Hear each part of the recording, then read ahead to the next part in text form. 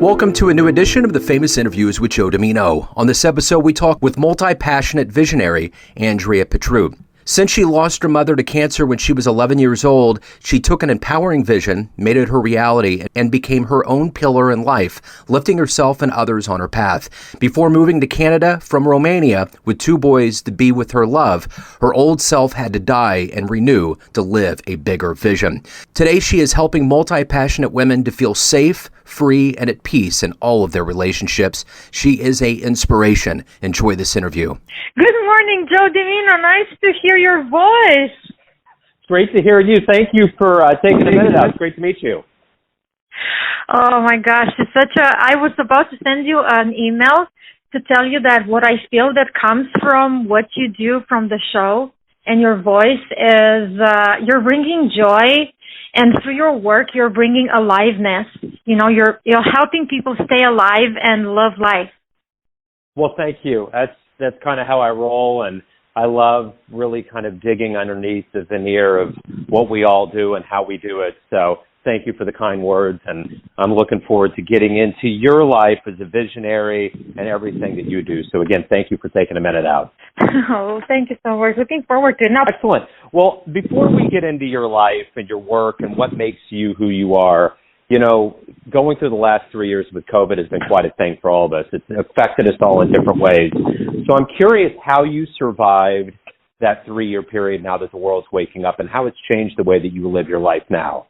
A good and also interesting question. Because before COVID, I was in a very bad shape. After the birth of my 3rd child, a cute little girl, I really got sick. I felt like being hit by a truck. And life was ringing a huge bell for me of I need to take care of myself. But the bell had to ring for a year before I realized. So throughout 2019, I was really, really down. And I didn't know it until I had too many signs. And somebody else saw, and they're like, if you don't take care of yourself, you're going to have a stroke. And I'm like, no, I cannot have a stroke. I promised to myself I'm going to stay alive and kicking, and I'm going to support my children until they are on their own. So, okay, I got to do something about it. With me, the thing is, all my life, actually, especially since my mom died, I stayed in stress without knowing it. And the more time went by, and after I became mother the first time, it grew bigger, the more alone I felt. And I didn't know that all these years, my body kept pushing, and I kept pushing my body. And I was on the verge of really going down. So with the decision of taking care of myself, right before COVID came, I actually turned my life around. So my decision was that no matter what's happening in the world, in my family, with any challenges we individually or as a family have, I will have to follow my purpose, find my way.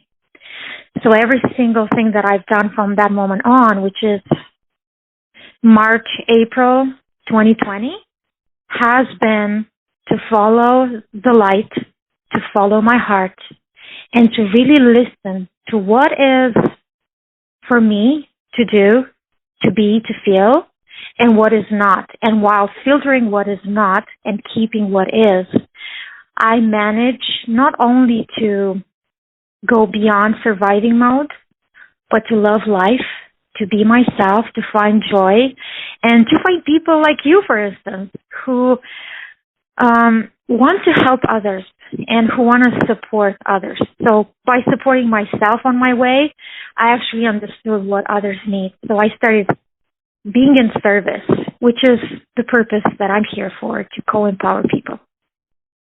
So let's get to the essence of you, and I want to put you in front of a bunch of grade school kids at a career day, and one of them will look up at you, let's say 3rd graders, and one of them asks you what you do for a living. How do you answer that child?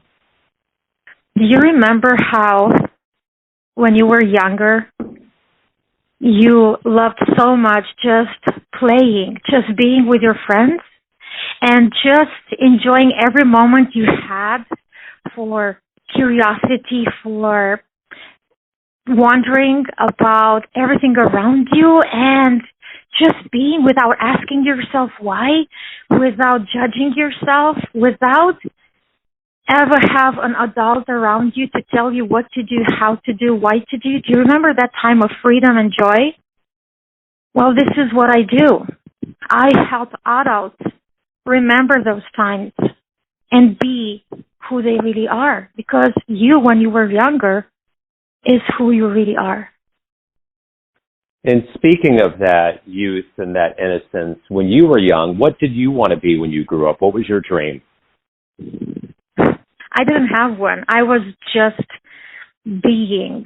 I discovered my dream only around 14 years old, when I had this urge of studying economics and being more entrepreneur-like. And in Romania, where I was born back then, so let's say it was 1995, while being in the beginning of our democracy or transition to democracy from communism, that idea was not in my family or in my society, but I knew I had this thing. As a child, all I wanted is just to be with people. And I think without knowing, that's my purpose, and I lived it without knowing. So let's go back into your upbringing, your childhood. Obviously, seeds were planted in you. Things happened with you that made you want to give to people, made you want to make a difference. What were those seeds that were put into you that sprouted into who you are today? First seed came from my family, because I have a very strong connection with my grandparents and my parents. And in our family, we do a lot of things together, and it's a we process. So I learned from them how to care for each other. I learned from them what really matters in life, which is not the material stuff, but it's the connection, the human connection, the relationships, and caring for another, for the soul. I also learned that a spiritual life, having a belief in something bigger than yourself, helps us really move forward and go through very different situations. And I'm saying this because when I was 11, my mom died, and she was an extraordinary pillar and light. And even her life and the way things went down, meaning, seeing the life going out of her and then seeing her gone, really helped me see how important we are when we shine. So all these situations and stories that I heard from my family, my father and my grandmother were great storytellers. And both of them helped me understand the history of my family. And also my father, because he had more time to share with me than the others, he could impart the wisdom from his life and from others he knew in our family and those he encountered. So I lived among the empowering ability that my ancestors have, and by going through this loss, huge loss for any child of one pillar in my life, I had the ability through who I am, and also by having them around me, to become strong and to really manage on my own. And I've always had this drive of, I gotta make it. I can make it. I know I can make it without my mom. And I know if my dad is gonna die too, or somehow he's gonna be gone, I'll still make it. I could trust that because I was raised, especially by my father. He's the one who trusted me as a child. I was raised with a lot of freedom. At 6 years old, just to give you an example, my father trusted me to go alone from home to, it's 2 kilometers away, to study judo, to practice judo. And I had to go to the tram station, take the tram, get off, and then walk. So it's walking and tram and walking. And it's not a really 100% safe neighborhood in each of these places, but still my dad every single time trusted me. And even if I was late due to tram issues, he still was like, no, I'm not going to call the police. I'm just going to wait. And I would be home. So thanks to that upbringing, I am who I am today. So in this life of being highly driven, we have these influential people that exist in our lives. Who's been kind of a role model or a hero for you? My mom. Even if she only stayed with me 11 years, every single thing she did while I was around her was a story. And it took me a long time to realize that even though I have no journals, nothing from her, not even more from my dad about her, it's so interesting. But I lived with the most influential person in my life. And I started taking on her vision, I say, even further, because my mom was a change maker. My mom was somebody who touched hundreds and hundreds of lives everywhere she went.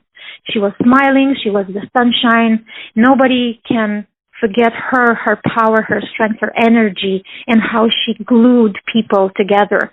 And so I took that and, did my best to pass it on. So if you could meet anybody alive on the planet right now, who would it be? Who would you love to meet and talk to? Oh, my God. The first person that comes to mind is Lynn Twist. Lynn Twist is a role model for me because she's a pro-rebel. She's not that kind of person who goes against something and showing what doesn't work. She goes by showing what works and pushing that further, creating a movement. And Lynn Twist, who is the author of The Soul of Money. And the latest book is Living a Committed Life. I met her online. I'm sure she can recognize my face and name, but I wish I would just have at least 5 minutes with her in her presence just to show her how I really feel about her life and her work. So the other thing about our lives or the things that motivate us, that get us going every day, what is the motivator for you? What gets you out of bed and what gets you moving towards the goals that you want to accomplish? Remembering that I am you and you are me. Remembering that you and I and whoever is listening right now and everybody around us, every human on earth is part of me and I am part of them, and we are together one. This is my belief that we are all one. We are connected. We just don't remember, and we need to come back to this. And when I see people who, like me, sometimes in their life did not have the support they needed to shine, and they were put down, they were jailed or whatever, there's horrible stuff sometimes happening. For these people, I wake up because I know that until the day that I die, I have to allow life to work through me and give these people a chance, 1, to feel they are worthy, 2, to stay alive, and 3, to bring their gifts to the world so we together can feel that not only this life is worth living, but that we are here to make life better for all generations, past, present, and future, and for the planet. When you get to the end of that said day that motivates you and propels you through the day, how do you look back on the day and quantify it as a good day? I look back with gratitude because I had the opportunity, I always have the opportunity, just like we have today, you and I, to meet people, to learn, to share, to support where needed. And when I have this chance and when I take the chance, for me, this is a day well lived. And every time I do at least a little bit of that, it encourages me to move further. And it's a blessing to be able to do that. So let's say you had a dream tonight and you ran into a younger version of yourself, say in your 20s, and you could give that version of you a piece of advice based on the life you've lived, the wisdom you've gained, the things that you've decided that you've done. What advice would you give your younger self? I would put my hands on her shoulders. I would look her directly in the eyes. And I would say, don't worry. It's going to come to you, even if it's going to take you longer. If you feel not ready now, you will not die until your dream is manifested. So at this point in your life, what is it that you're the proudest of that you've done? What is, out of everything that you've accomplished and you've become, what are you the proudest of? As a mother, at this time in my life when my sons, one is 14, the other is 11, are well on their way, in my opinion, I'm looking at our lives together, and I see that as a mother, I have accomplished what I wanted, which is to give my children a foundation to build upon. So I've seen that all my efforts have fruits. My children have inside of them the things that they need, those qualities, those gifts, the values, and their own filters to live on, which will help them, even if I'm gone tomorrow, for instance, it will help my boys to really feel their way, be on their way, trust themselves. And for me, that is the thing that I can really be proud of. You know, the one thing, too, about our lives is, you know, artwork and, you know, music and books are very important. What was the book for you early on that really inspired you, that you either revisit or it made you really want to read more? There are more books, but one that always stands out is The Alchemist by, I think I pronounced the name correctly, Paulo Coelho. Yes. Yeah, so he's the one. I am using this book again. I'm going to read it again just to have a feel of my 40-year-old self with it as an inspiration for my memoir. Because that book, I read it around 18, 20 years old, and it helped me find my way. That was such a crucial thing. It was the key I gave myself, and he put in the book for me to discover myself. Really, really amazing. So, you know, now that the world's opening up, we're getting into a different place. I'm curious, what's your plan? Let's say 5 years from now we talk. What are you going to want to tell me happened or that you accomplished, something that you're looking forward to? Well, I see you and I chatting again, and I'm telling you happy, and you also feel the same thing, that these have been the most amazing 5 years ever on the planet, because so many people got connected with each other inside their communities. And me, as a change maker, I managed to really go in Toronto area and then in Ontario, Canada, and anywhere I can to glue people together, to help people glue with each other, to help people see themselves.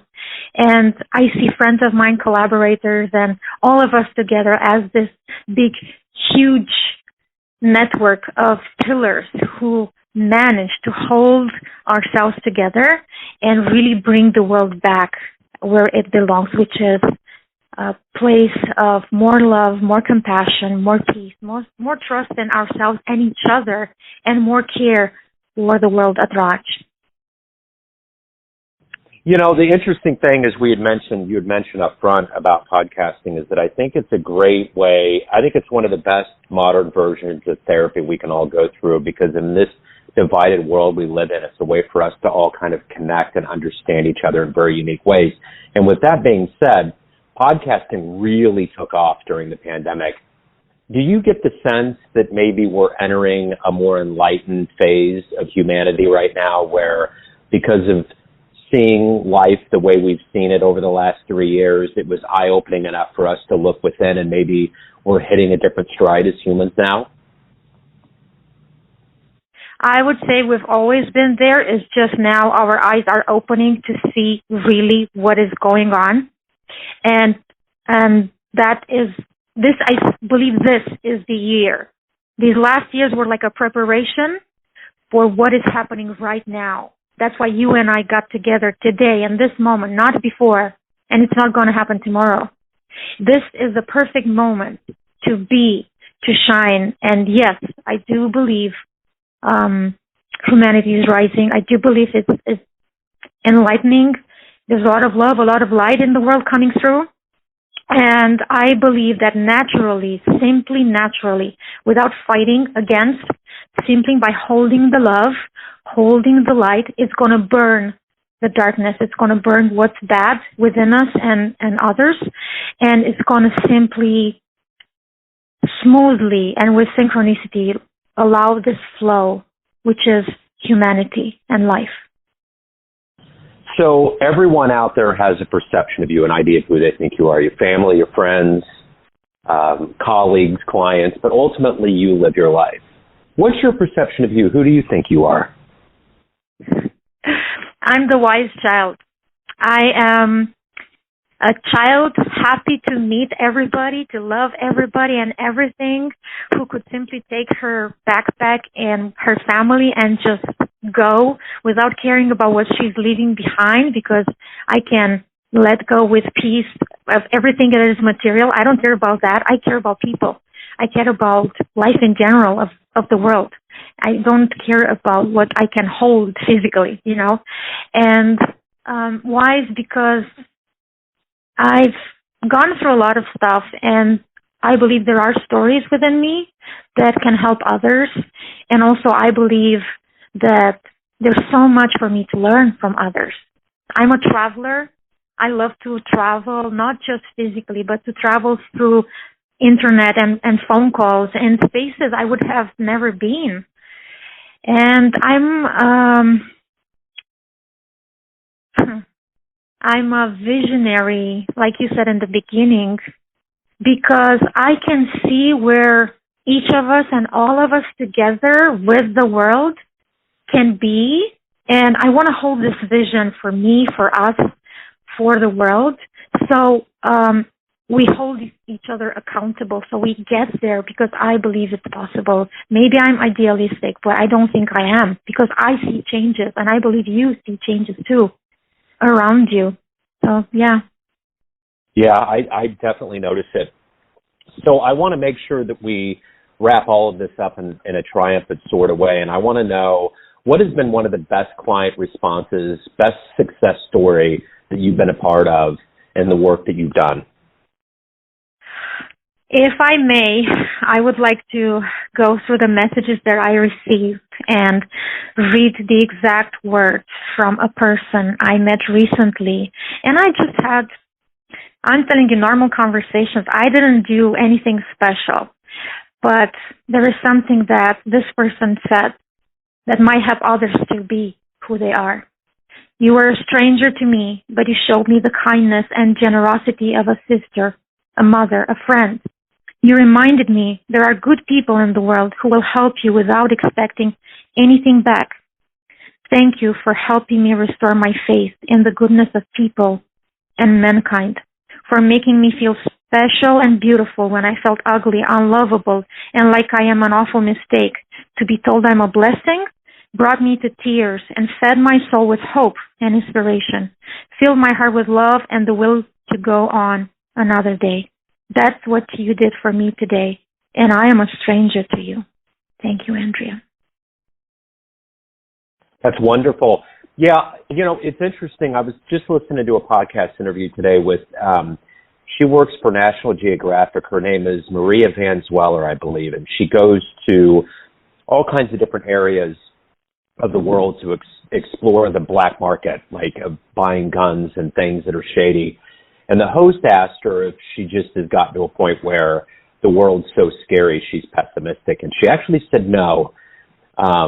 She explained why, and she's a positive kind of person, but I think that it's really a choice for us to either see the world in light or to see the world in dark. And that's really, if we see it the way that we see it, like with light in it, we should be able to dispense that out as much as we can. So I think that's the important thing for us as people.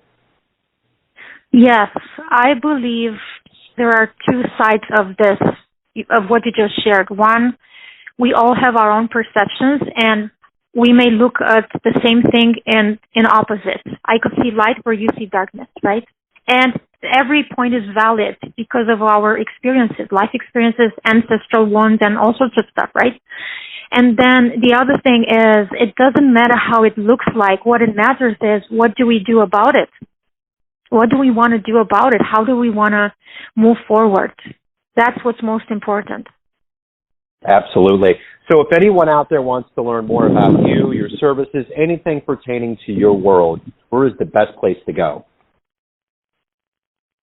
AndreaPetrut.ca. So AndreaPetrut.ca. That's my website. And then you can go through different links where if you want to dive deeper and see what I'm about. I love to empower people. So reach out to me anytime in any way you feel. Andrea, thank you very much. This has been wonderful. I really appreciate you opening up your story and your world to the audience. Best of luck with everything.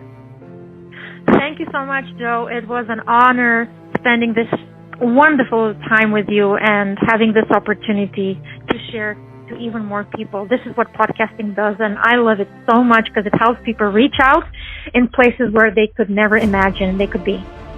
Absolutely. Pleasure was all mine. Andrea, thank you. Best of luck with everything. And hopefully in 5 years we'll talk again. For sure. I'm gonna put that in my calendar. I like it. I will too. Cool. Thank you. Have a great day. You too. Much love to you back, Joe. Bye. Thanks for tuning in to another famous interview with Joe Dimino, where we cover the world of art, literature, business, spirituality, music, and so much more from around the globe. If you want to hear more interviews, visit the Famous Interviews with Joe Dimino channel on YouTube. You can find us on Spotify and Apple Podcasts. Thanks again for listening, and until next time.